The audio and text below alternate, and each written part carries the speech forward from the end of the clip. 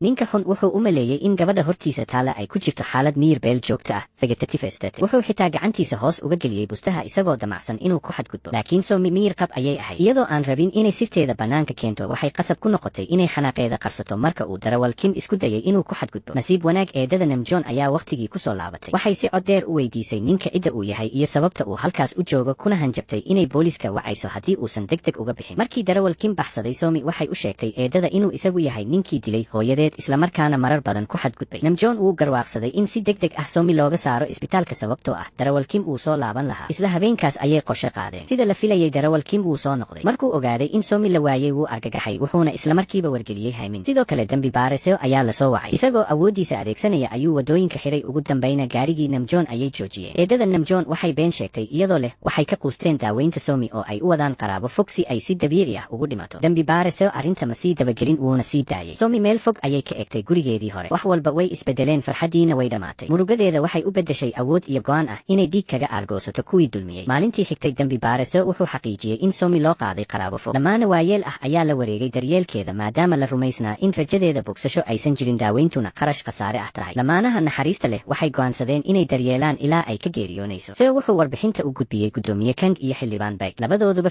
feejignaantii way yareeyeen balse Haymin iyo Seowon sidaas ma aysan dareemin inta Somi nool tahay waxay u arkayeen khatar qarsoon sidaas darteed waxay go'aansadeen inay habeenkaas dilaan darawal Kim ayaa loo diray inuu sahmiyo balse Namjoon ayaa arkay Namjoon hore ayuu wax walba u sii diyaariyey habeenkaas Haymin iyo Seowon waxay u dhaqaaqeen tuuladii Somi joogtay dhanka kale Namjoon wuxuu lamaanihii waayeelka ahaa siiyey lacag badan oo diray kadibna mayd ayuu keenay gurigiina wuxuu ku shubay shidaal kuna gubay dab iyadoo dabku cirka isku shareerayo Somi waxay ka bixisay faraantigii saaxiibkeed hore siiyey kuna tuurtay ololka Somi tii jilicsanayd way dhimatay waxa ka dhalan doona waa Somi qalbi adag dabkii xoogana wuxuu soo jiitay dadka tuulada markii Haymin iyo kooxdiisu yimaadeen oo ay maqleen in Somi weli guriga ku jirto si qarsoodi ah ayay ugu farxeen waxay u arkeen in dibkoodii la baabiyey iyagoon waxba qaban laakiin meel fog ayay Somi ka wada daawanaysay aaska Somi kijin si xanuun leh ayuu ooyay arday ay isku fasal ahaayeen ayaa u dhiibay faraanti laga helay goobta dabka Jimin ma aqbali karin in ninkeeda weli ka fikirayo Somi inkasta oo ay isku dayday inay faraantiga ka qaado kijin uu diiday iyadoo xanaaqsan ayay meesha ka dhaqaaqday kijin isagoo faraantiga gacanta ku haya wuu gariiray wuxuu isku eedeeyay inuusan daacad u ahayn ilaa dhammaadka isla markaana uu sababay masiibada Somi wuxuu ku dhacay jaranjarada hortooda isagoo ooyaya Somi waxaas oo dhan way aragtay laakiin way ogeyd in si ay aargoosi u hesho ay tahay inay ka tagto wixii hore hortii qabriga hooyadeed ayay ku ballan qaaday inay u aargoosan doonto si ay ula dagaalanto qoyska maalqabeenka ah iyo xildhibaan Baek awood kuma filna qorshaha Namjoon awgiis Somi dibadda ayay u baxday si ay nafteeda u bedesho iyadoo qalbi carab ka buuxo ayay baxday waxay ku dhaaratay in marka ay soo laabato ay dhammaad u noqon doonto kuwii dulmiyey 7 sano kadib Namjoon wuxuu ku biiray shirkada qoyska maalqabeenka isagoo noqday xoghay markii Haymin dibadda waxbarasho ka soo noqday Namjoon ayaa garoonka diyaaradaha ka soo qaaday halkaar ayay Somi ka soo muuqatay magac cusub ayay qaadatay muuqaal qurux badan ayay la soo noqotay iyadoo u timid inay si daran u ciqaabto kuwii iyada iyo waalidkeedba dhibaateeyay Hayman wuxuu eegayay qofka hortiisa taagan oo u muuqday mid aad ugu yaqaan taasoo ku dhalisay dareen shaki iyo walwal ah isagoo weli ka fikiraya arrintaas ayaa saaxiibtiisu timid oo joojisay fikirkiisii meesha ugu horreysa ee Somi tagtay waxay ahayd qabriga waalidkeed waxay u sheegtay inay dib u soo laabatay kadibna waxay bilowday inay si qarsoodi ah ula socoto dhaqdhaqaaq kasta oo ay sameeyaan cadowgeedu 7 sano ee la soo dhaafay Namjoon wuxuu kasbaday kalsoonida gudoomiyaha kan mid ka mid ah saaxiibadii fasalka Namjoon ayaa si qarsoodi ah ula socday Congressman Baek eedada Namjoon waxay 4 sano ka shaqaynaysay baarka uu gudoomiyuhu si joogto ah u tago Namjoon sidoo kale wuxuu qof ku dhex daray meel aad ugu dhow oo hal xitaa shaqaalaha guriga ee qoyska Kang waxaa halkaas lagu beeray 5 sano ka hor dhammaan dadkaas waxay nacayb u qabeen qoyska maalqabeenka ah ee Jebel hadda waxay sugayeen oo kaliya in Somi bilowdo dhaqdhaqaaqa argoosiga waxa ugu horeeya ee ay samayso waxay ahayd in cadowgeedu si buuxda u aaminaan in Somi ay tahay qof kale fiidkii Hayman wuxuu saaxiibtii Suji u kaxeeyay baarka eedadiis ayaa xogtan u gudbisay Somi si toos ah ayay u soo gashay baarka iyadoo si aan shaki lahayn ugu soo dhaqaaqday Hayman oo si toos ah indhaha uga egtay Hayman indhihiisu si kadis ah ayay ula kulmeen indhaha Somi indhahaas fiiqan wejigaas uu hore u yaqaanay doola cadayntiisii isla markiiba way istaagtay howlgalka ma guuleystay Somi way istaagtay kadibna way baxday Hayman isla markiiba uu dabagalay wuxuuna weydiiyey eedadiis qofka ay tahay haweeneydaas eedadu waxay u sheegtay inay tahay Jenny gabar maalqabeen ah oo dhawaan dib uga soo laabatay dibadda Hayman ma rumaysan karin in qof sidaas ugu eg Somi uu jiri karo isagoo weli shaki qaba wuxuu ka codsaday detective Seo inuu baaro taariikhda Jenny diiwaanadu waxay muujiyeen in Jenny la korsaday markii ay 2 jir ahayd kadibna dibadda loo qaaday waxay ka qalin jabisay jaamacad aan ah waxayna ahayd gabadha la korsaday ee milkiile hotel weyn wax walba waxay muujinayeen in haweeneyda la yiraahdo Jenny aysan suurtagal ahayn inay tahay Somi laakiin xogtaas weli ma tirtirin shakigii Hayman dhammaan arrintan waxay ahayd wax uu Somi hore u qorshaysay kadib Somi waxay la kulantay madaxweyne Hyun oo ahayd hooyada saaxiibada Hayman ee Suji sababta ayaa ahayd in Somi hore ugu caawisay Hyun markii ay joogtay dibadda markii Hyun ogaatay in Somi muddo dalka joogayso waxay si diiran ugu casuuntay inay gurigeeda degto habeenkaas Somi waxay timid guriga madaxweyne Hyun isla markii Suji aragtay waxay si degdeg ah u xasuusatay Somi oo ay u malaynayeen inay dhimatay haddii hooyadeed aysan u sharxi lahayn in Jenny ay ku kortay dibadda Suji weligeed ma rumaysan lahayn in labadoodu kala duwan yihiin Somi si ula kac ah ayay ugu dhawaaday madaxweyne Hyun si ay ugu soo gasho indhaha qoyska maalqabeenka sida ay filaysay maalintii xigtay madaxweyne Hyun waxay Somi u baraysay gudoomiye kan kang markii gudoomiye kang arkay somi isna wuu yaabay laakiin wuu qariyay dareenkiisa wuxuuna si degan u weydiiyey taariikhdeeda somi si buuxda ayay isu bedeshay hadalkeeda dhaqankeeda iyo dabeecadeedaba intaa waxaa dheer waxay hore u qaadatay tababar jila ahaan waxba kamay muujin kadib marka Hyun barisay gudoomiye kang si degdeg ah ayuu uga tagay shakigii wuxuu arkay in Jenny ay leedahay taariikh xoogan oo dibadda ah wuxuuna wiilkiisa Hayman ku amray inuu xiriir dhow la yeesho sababtoo ah taasi waxay ka caawin kartaa shirkadooda inay si fudud ugu fidaan suuqa caalamiga amarka Hayman kadib detective Seo wuxuu si qarsoodi ah u dabagalay Somi si uu mar kale u xaqiijiyo aqoonsigeeda laakiin Somi hore ayay u dareentay arrintaas xitaa markii detective Seo gadaal ka yeeray magaceeda wax falcelin ah ma samayn markii ay la kulantay ninkii baaraha ahaa ee ka caawiyay qoyska Table inay qariyaan dambiyadoodii sanado ka hor Somi waxay ahayd mid degan oo aan wax walwal ah muujin 7 sano ee ayna caybkeeda ku tababaranaysay ayaa ka dhigtay tijaabadan maskaxeed mid aad u fudud gabadhii ay dileen 7 sano ka hor ayaa ku soo laabatay aqoonsi cusub dilayaashii aad bay u argagaxeen laakiin markii ay tijaabiyeen hal qalad oo ku jira sheekadeeda ma aysan helin habeenkaas detective Seo ayaa warbixin soo celiyay isagoo sheegay in marka laga reebo isu ekaanshaha wajiga wax kale oo isku mid ah aysan jirin Jenny sinaba ma noqon karto Somi markii uu taas maqlay Haymin ugu dambeyn wuu nastay Somi saaxiibkeedii hore weli wuxuu ahaa xanuun aysan awoodin inay si fudud u taabato si qarsoodi ah ayay u aaday inay aragto Kijun wuxuu supermarketka kula dukaamaysanayay gabadhiisa arrintaas waxay xasuusisay Somi ilmaheedii kaas oo dhintay isla markiiba kadib markii uu dhashay nacaybkeedii ayaa sii qoto dheeraaday haddii Kijun uusan ka tagin ilmaheedu weligiis dunidan kama tegi lahayn Soji ayay Somi ka ogaatay in kooxda qorsheynayeen inay toddobaadkaas faras fuulaan Soji si farxad leh ayay Somi ugu casuuntay inay ku biirto dabcan Somi fursadan ma dayici lahayn waxay Namjoon ku amartay inuu Soji ka hor istaago inay timaado goobta fardaha si ay fursad ugu hesho inay keligeed la noqoto Haymin sida la filayay Soji maalintaas ma imaan karin sababo degdeg ah awgood qof ayaa kaftan ahaan u qarxiyay qiiq bambo shirkadda taasoo keentay in waaxda dabdamiska la soo waco Soji waxay si gaar ah Haymin uga codsatay inuu si fiican u daryeelo saaxiibteed inta aysan hadalka dhamayn Somi ayaa soo muuqatay si ula kac ah ayay u weydiisay kee yahay saaxiibka Soji indhaha Haymin ayaa isla markiiba iftiimay markii uu arkay Somi wuxuuna si degdeg ah ula dhacay quruxdeeda iyo sharafteeda markii Somi gacanteeda u fidisay Haymin si farxad leh ayuu u qabtay soo jiidashada bisil ee Somi ayaa Haymin gebi ahaanba sixirtay waqtigaas wuxuu si buuxda u iloobay saaxiibtiis Soji intii Haymin wicitaan taleefan ku mashquulsanaa Somi kaligeed ayay hore u fuushay faraska markii uu ka daba yimid Somi dhulka ayay jiiftay iyadoo iska dhigaysa inay cankowga ka murgatay oo xanuun dareemayso Haymin aad buu u soo jiitay wuxuuna u arkay sidii inuu nasiib weyn helay isla markiiba dhabarka ayuu ku qaaday markii ay soo laabteen Somi waxay siisay duugis jilicsan oo u muuqata mid naxariis leh markii Haymin arkay muuqaalka jilicsan ee Somi waxa kaliya ee uu rabay waxay ahayd inuu gacmihiisa ku qaato dhanka kale Somi gudaha ayay ka karhaynaysay laakiin si ay qorshaheeda argoosiga u fuliso waa inay wax walba u adkaysataa oo ay dhoola cadayso asha kadib Soji ayaa timi markii ay maqashay in Somi cankowga ka murgatay waxay Haymin ku canaanatay inuu taxadar laan sameeyay Somi waxay siisay eegmo macno leh wayna u mahad celisay kadibna kaaliyaha ayay u ogolaatay inuu ka caawiyo bixitaanka markii ay ka baxday aragtidooda Somi isla markiiba joojisay jilitaankii oo si kalsooni leh ayay u socotay dhanka kale Haymin wuxuu si xiiso leh u sugayay inuu mar kale arko Somi laakiin damiirkiisa oo ka xumaaday wixii uu hore u sameeyay ayaa weli ka dhigayay mid walwal qaba sidaas darteed wuxuu go'aansaday inuu Siwon sidoo kale ka dhigo inuu xaqiijiyo aqoonsiga Somi maalintii xigtay Somi waxaa lagu casuumay shirkadda isla markiiba markay aragtay Siwon waxay xasuusatay xanuunkii markii irbad lagu muday dibadda waxay ahayd mid degan laakiin gudaha waxay ahayd duufaan xanaaq ah si adag ayay nafteeda ugu qasabtay inay deganaato iyadoo la jooga cadowgeeda inkasta oo Siwon dhowr jeer isku dayay inuu tijaabiyo Somi hal marna ma khaldin taasi waxay meesha ka saartay shakigiisii kadib markuu sagootiyey Somi wuxuu wacay Haymin si uu u xaqiijiyo in tani aysan ahayn isla qofkii hore wuxuu sidoo kale kula taliyay Haymin inuu joojiyo shakiga ka dhashay dambiga uu dareemayo hadda Haymin wax uu ka walwalo ma jirin laakiin Jimin sidaas si fudud uma rumaysan iyadoo adeegsanaysa xiriirkeeda Soji Jimin waxay diyaarisay kulan ay la yeelato Somi labadoodu hore ayay ugu tartameen tijaabo jilitaan sidaas darteed si fiican ayay isu yaqaaneen inkasta oo haweeneyda hortooda taagan ay u muuqato qof gebi ahaanba ka duwan Somi iyo inkastoo la sheegay in la korsaday oo dibadda lagu soo koriyay Jimin weli ma rumaysan in laba qof oo si buuxda isku eg ay jiri karaan Jimin waxay iska dhigtay inay aqbashay Somi laakiin gudaha waxay go'aansatay inay soo bandhigto aqoonsigeeda dhabta Somi se wax cabsi ah ma muujin markii ugu dambeyn qof walba aqbalay aqoonsiga cusub ee Somi